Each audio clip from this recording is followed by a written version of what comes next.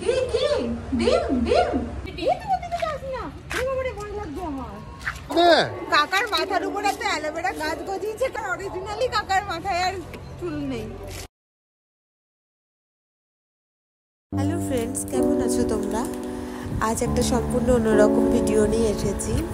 এই যে বাড়িটা দেখছো, এই বাড়িটার সাথে আমার আর আমার পরিবারের অসম্ভব ইমোশন জড়িয়ে আছে।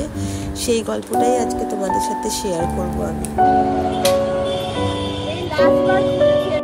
ছোটবেলা থেকেই আমরা যৌথ পরিবারেই মানুষ হয়েছি, আর এইটা হলো আমাদের বাড়ি, যেখানে আমরা সবাই মিলেই থাকতাম। আর এই জায়গাটা হচ্ছে কি, এখানে বড় আম গাছ ছিল, এখানে 2-3টে গোডাউন ছিল, বাবার সমস্ত ব্যবসার মালপত্র এখানে থাকতো।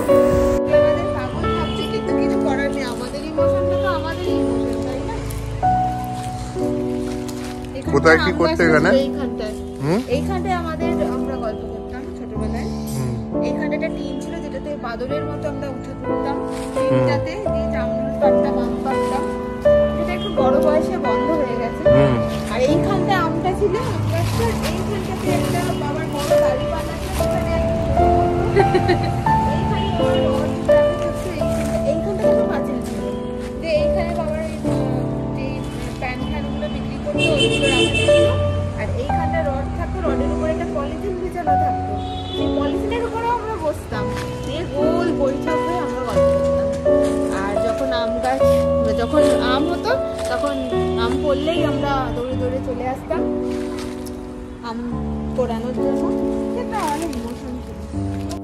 এখন যেমন দেখছেন, বাড়িটা কিন্তু প্রথম থেকে এরকম ছিল না। আমরা সবাই মিলে এই বাড়িটাতেই থাকতাম, আর ভীষণ সুন্দর ছিল এই বাড়িটা।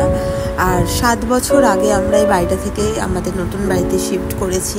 তারপর থেকে আর কেউ থাকে না এই বাড়িটাতে, আর কেউ না থাকলে মেনটেনেন্স হয় না, তো বাড়িটা এরকমই অবস্থা হয়ে গেছে। তাই জ্যাঠা বাবারা মিলে ঠিক করেছে বাড়িটাকে ভেঙে কনস্ট্রাকশন করা হবে প্রমোটারকে দিয়ে। তাই বাড়িটা শেষবারের মতো একবার দেখতে এলাম। যাওয়া যাক এবার বাড়ির অন্দরমহলে। আমাদের বাড়ির এন্ট্রান্সটা এটা ছিল, এটা থেকেই ঢুকতে হতো। আর এই যে বাঁদিকে দেখছেন, বাবার দোকানে যাওয়া যেত। আর এটা হলো তারপরের একটা গেট, যেটা থেকে একদম ঘরের ভিতরে ঢোকা যেত। এই যে লম্বা বারান্দা, আর এই সাইডে ডান দিকে ঠাকুমা দাদুর ঘর ছিল। এরপর একটু সোজা গিয়ে এই ঘরটা হচ্ছে আমার কাকার, যেটা পরে কাকা এখানে প্লাই রাখতো ব্যবসার জন্য। আর এইটা হচ্ছে সিঁড়ির তলা। এখানে একটা সময় আমার কাকিমা রান্না করতো, আর এই দিকের বারান্দাটাতে আমার মা রান্না করতো, আর এই ঘরটাতে আমার জেঠিমা রান্না করতো। জেঠিমার পরে আমার মা এই ঘরটাতে রান্না করতো। আর এটা হলো আমাদের সবার যৌথ বাথরুম। আর ওই দিকের গেটটা দেখছো, ওটা হচ্ছে কলপার, যেটা একটু আগে বাইরে গিয়ে দেখাচ্ছিলাম বাইরে থেকে। আর এই যে সিঁড়ি, আর এই সিঁড়িটা দিয়ে আমি কখনো হেঁটে নামতাম না। এই সাইডের যে রেলিংটা, এটা দিয়ে আমি লাফিয়ে লাফিয়ে নেমে পড়তাম। ছোটোবেলায় কত বড় লাগতো এই সিঁড়িটা, কিন্তু এই লাস্ট টাইম যখন গেলাম তখন কত সরু লাগছিল সিঁড়িটা। আর এই যে ডান দিকে আমার কাকার ঘর, এটা কাকা থাকতো। আর এই দিকটায় হচ্ছে প্রথম ঘরটা হচ্ছে আমার জেঠুর ছেলে থাকতো। তারপরের ঘরটা হচ্ছে আমাদের, এটা আমাদের বড় ঘর। আর এই ডান দিকে যে ঘরটা একটু পরে যাব, সেই ঘরটা হচ্ছে ছোট ঘর, যেটাতে আমি আর আমার দিদি থাকতাম। আর এই ঘরটা ছিল আমার মা, বাবা আর বোন থাকতো। কত পুরনো স্মৃতি মনে পড়ে যাচ্ছিল। এইখানে একটা আলমারি ছিল, যেখানে একটা আয়না ছিল। সেই আয়নায় দাঁড়িয়ে দাঁড়িয়ে কত সাজতাম, কত নাচতাম। আর এই যে এই ঘরটাতে এখন ঢুকবো, এইটা হচ্ছে ছোট ঘর, যেটা আমার আর দিদি ভাইয়ের। এই ঘরটাতেই তো আমার ম্যাক্সিমাম সময় কেটেছে। এখানে আমাদের বই, ছোট ছোট অনেক কিছু শোপিস মোপিস দিয়ে সাজানো ছিল শোকেসটা। আর এই যে একটা তাক, এখানে বাবার ব্যবসার অনেক কাগজপত্র এখনও রয়েছে। এই যে এই পোস্টারটা আমার দিদি লাগিয়েছিল, দ্য লাস্ট ট্রেন। এই সমস্ত আমার দিদিই লাগিয়েছে, কারণ আমি অনেকটাই ছোট ছিলাম। পুরনো কত স্মৃতি মনে পড়ে যাচ্ছে, কত পড়াশোনা, মারধর, খেলা, জানলার বাইরে, জানলা থেকে রাস্তা দেখা। এই যে বাইরেটা দেখা যেত, গান শোনা, খেলা করা, ঘুমানো। এই যে একটা কার্তিক ঠাকুর, এখনো রয়েছে।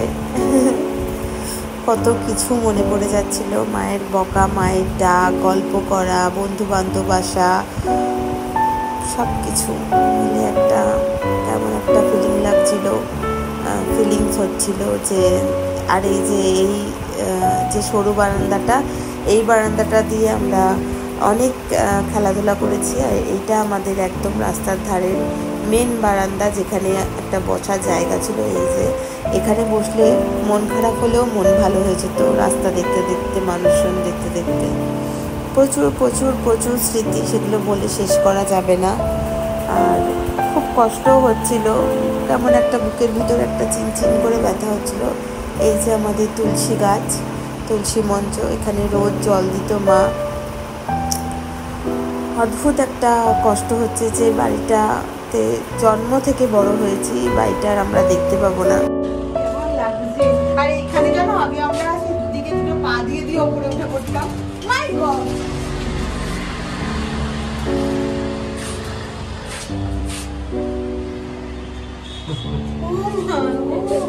বাসা রেখেছি এখানে,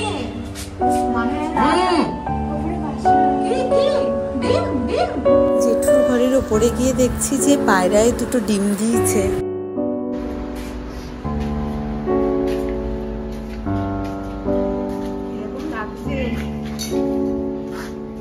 সেই যে এই বাড়ি থেকে ব্যাগ গুছিয়ে চলে গেছিলাম ওই বাড়িতে, আর এই বাড়িতে এসে থাকা হয়নি কখনো। আর বাড়িটাও আস্তে আস্তে স্বপ্নপ্রায় হয়ে গেছে। চলো এবার ছাদে যাওয়া যাক। ছাদেও প্রচুর স্মৃতি আছে। সকালবেলায় বাবার রুটিন ছিল ছাদে যাবে, নিম দাঁতন দিয়ে দাঁত মাজবে, আর আমরাও যেতাম বাবার সাথে ছাদে, একটু ব্যায়ামও করতাম। ভোরবেলা ছাদটা খুব ভালো লাগতো। আর বাবা ছাদটা খুব সুন্দর করে সাজিয়ে রেখেছিল, সেটা এখন তোমাদের সাথে শেয়ার করতে পারবো না। যদি কখনো ফটো থেকে বের করি তাহলে বাবার ছাদের বাগানের ছবি তোমাদের সাথে শেয়ার করব কখনো। কিন্তু ছাদটার এখন একদমই খারাপ অবস্থা। এদিকে ছাদটা হচ্ছে ন্যাড়া ছাদ, যেটা কাকার ঘরের ওপরটা, যেটা ছাদের রেলিংটা দেওয়া ছিল না। আর এদিকটা হলো সম্পূর্ণ ছাদটা, যেটাতে রেলিং দেওয়া ছিল। আর এই যে দেখতে পাচ্ছ তোমরা, প্রচুর গাছপালায় ভর্তি হয়ে গেছে, কারণ যেহেতু বাড়িটা এরপরে আস্তে আস্তে ভেঙে দেওয়া হবে, এখানে কনস্ট্রাকশন হবে, তাই গাছপালা সব কেটে ফেলা হয়েছে, তাই আগাছায় ভর্তি হয়ে গেছে। আর এই যে গোল গোল চাকতি মতোগুলো দেখছো, এগুলো সমস্ত ফুল গাছ লাগানো ছিল, যেগুলো 7 বছর ধরে আস্তে আস্তে মেনটেনেন্স না করার ফলে খারাপ হয়ে গেছে। আর ছাদটার এইরকম অবস্থা হয়ে গেছে। তো যাই হোক, এরপরে আর বাড়িটাকে দেখতে পাবো না কখনোই, বাড়িটা ভেঙে ফেলা হবে। খুবই কষ্ট হচ্ছে, কিন্তু কিছু করার নেই, বাড়িটা রেখে দিয়েও কোনো লাভ নেই। তাই এখানে নতুন করে কনস্ট্রাকশন করা হবে, যাতে মানুষ আবার বসবাস করতে পারে এখানে। আমাদের এই বাড়িটার অ্যাড্রেস হলো বীরহাটা, আর এই বাড়িটার পিছন দিকটা হলো পুরো কোয়ার্টার, আর সামনের দিকটা হচ্ছে সদরঘাট রোড। আর এই যে কাকার ঘরের উপরে যে ন্যাড়া ছাদটা দেখেছিলাম, তার উপরে প্রচুর প্রচুর অ্যালোভেরা গাছে ভর্তি হয়ে গেছে একটা সাইড। আর তোমরা সৌম্য সাহসটা একবার দেখো, ন্যাড়া ছাদের সাইডে গিয়ে ভিডিও করছে, বলছে ওপর থেকে নিচের ভিউটা কেমন লাগছে একটু দেখ।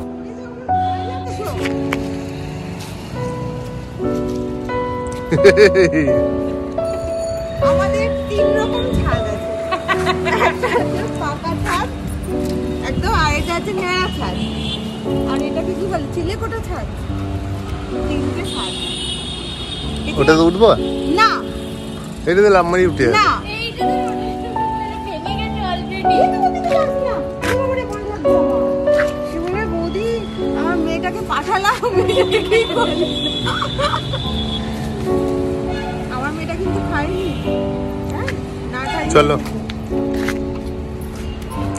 আগে জানো আমি কি করতাম, যখন আমাকে বাড়িতে এখানে থাকতো লক্ষ্মীদীপ বলে একজন পড়াতে আসতো, ও ভীষণ মানে পড়া ছিল, মানে আমাকে খুব বকতো, এখানে এসে লুকিয়ে থাকতাম আমি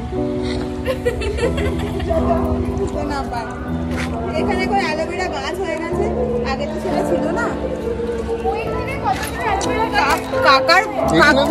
কাকার মাথার উপর একটা অ্যালোভেরা গাছ গজিয়েছে,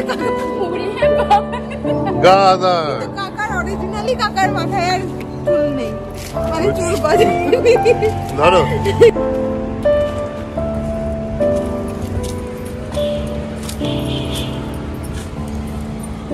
তুই কি নিয়ে যাবে এগুলো বাড়িতে? খাবে? খাওয়া যায় নাকি? না, খায় হ্যাঁ, এগুলো খায়, অ্যালোভেরা এগুলো জুস খায়। খায়।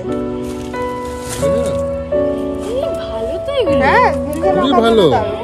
কোথাও কেটে ফেটে গেলে যদি দিস না এগুলো মেখে নিলে আর তোর এখন মানে গা হাত পা ফাটবে না। হ্যাঁ আমার তো তুমি কত জানো, তাও তোমার অহংকার নেই। বাহ। মেখে নিলাম, এবার গাড়ি চালাবে কি করে? চালাবো কি করে মানে এই তো শুকিয়ে যাবে। শুকিয়ে যাবে। হয়ে গেল। বাহ, আর একটু মেখে নি দাঁড়াও। পাটা কি অবস্থা! পায়ে মারছি আর। তুমি দাঁড়াও, তো- আর একটু তুলে আনি।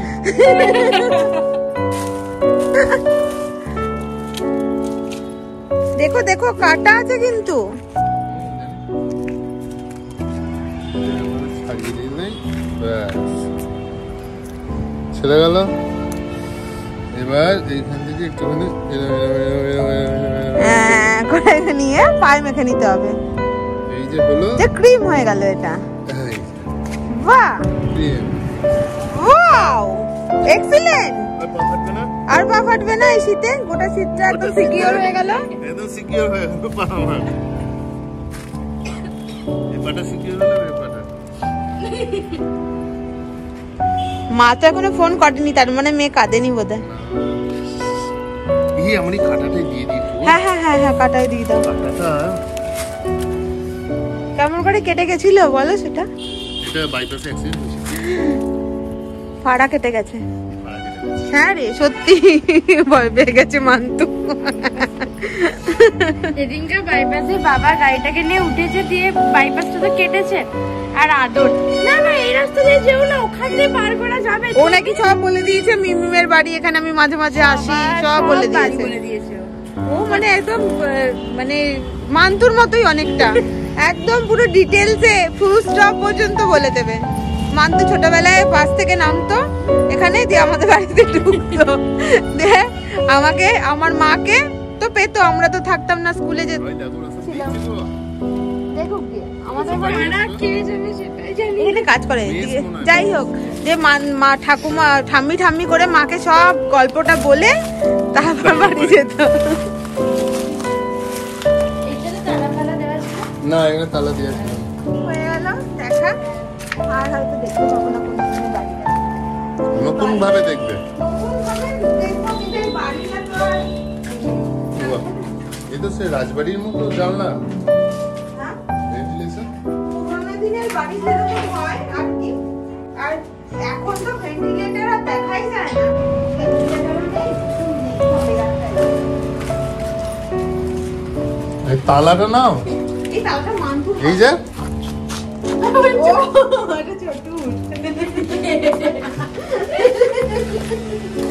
আমি তো তাই ভাবছি, কি বলছে রে? বৃষ্টি করলে এর মধ্যে জল আসতো না? হ্যাঁ, আজকে তো জল পড়ে যেত, এই যে একটা ছোটো ছিল, এটা তো দেখো জল আবার চলে যেত, অনেক সব সিস্টেম ছিল। আর আমি এখান থেকে এই পর্যন্ত আসতাম, তারপরে এখান থেকে নিচ থেকে নেমে যেতাম একদম মাদুরের মতো। ছোটবেলাটা মনে পড়ে। এই ঘরের মধ্যে একটা শিক্ষা করে নিয়েছিল না, নিয়ে এলাম। তুলেছি আমি। তুলেছো কিন্তু নিয়ে আসা হলো না, নিয়ে এলে তো ভালো হতো। কেন? তাহলে বাড়ি নিয়ে চলে যেতাম, খুব খুব ভালো ওটা থাকাটা, আমাদের বাড়িতে ছোটবেলা থেকেই রয়েছে। ঠিক আছে পরে এসে নিয়ে যাবে। পরে ওর বাবা তো কালকে আসবে। বাবা উঠবে, বাবা এমনিও উঠবে, বাবাকে বলবো নিয়ে চলে আসবে জুতো বাড়ি। খুঁজে পেয়েছে বুঝি। এই দেখো বাবা, দিদি ভাইয়ের জুতো। কয় এই আরে বাবা সব রাখা জুতো সোজা করি, দাঁড়াও। এটা আমার কলেজের জুতো। পুরো বাড়িটাই তোমাদের সাথে শেয়ার করলাম and I share my lots of emotion. If you like my video please follow on Facebook and subscribe my YouTube channel. Tata, এই জীবনের মতো এই বাড়িতে আর এই লাস্ট আসা, এরপরে আবার নতুন ভাবে দেখবো বাড়িটাকে, তো তখনও